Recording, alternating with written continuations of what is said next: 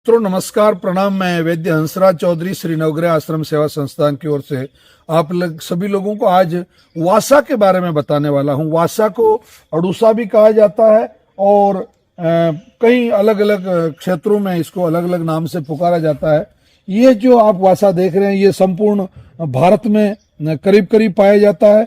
बहुत कम पानी में ये अपने आप को सर्वाइव कर लेता है और इसके इस तरीके के सफेद पुष्प जो है वो आते हैं।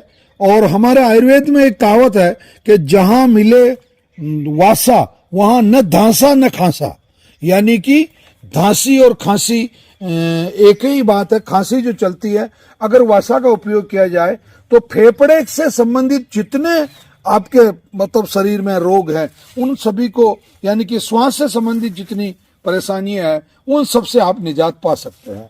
इसको मतलब एंड्रेटोडा वासिका भी कहा जाता है और वासिका जो है वो एक्चुअली वासा से संबंधित है। अड़ूसा इसको सामान्य भाषा में कहा जाता है। इसके पत्ते अगर आपको उपयोग करने हैं तो 5 पत्ते प्रतिदिन उपयोग करने का इसमें विधान है।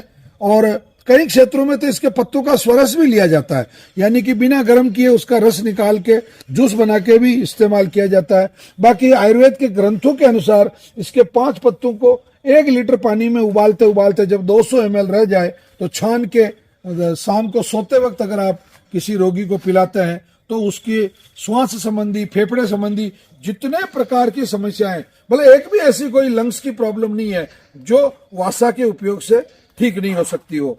इसके पत्ते और फूल इस्तेमाल किए जाते हैं।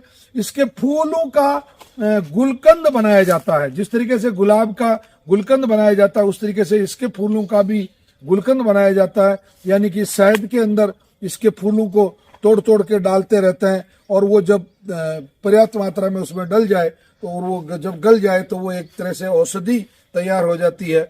सर्दी, बहुत सी बार आपको सर्दी लग गई, अगर बहुत ठंड लग गई और आपको नाक में से पानी आ रहा, आप वासा का काढ़ा बना के पिला दीजिए, ठीक हो जाएगा।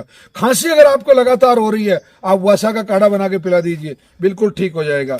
और अगर आपको बुखार है तो भी वासा का जो पानी पीने से, यानी कि इसका जो काढ़ा है वो पीने से रोगी को बहुत अधिक लाभ होता है। वासा को सुखा के भी इस्तेमाल किया जा सकता है। जिन क्षेत्रों में वासा उपलब्ध नहीं है उन क्षेत्रों के लोग बाग इसको, इनके पत्तों को, पुष्पों को अच्छा सा धूप में सुखा लें थोड़े दिनों तक, बिल्कुल जब पानी रहित हो जाए यानी कि मॉइस्चरलेस हो जाए उसके बाद में इसका चूर्ण बना के अपने पास रख लें।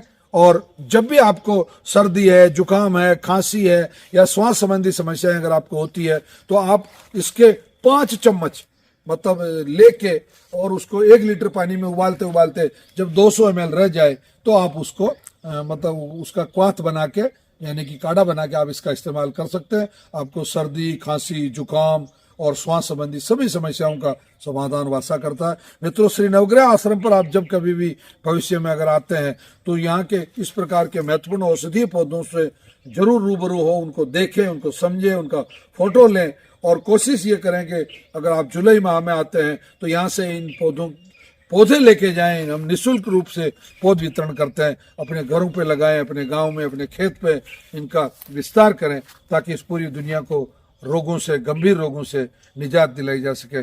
धन्यवाद, प्रणाम, जय धन्वंतरी।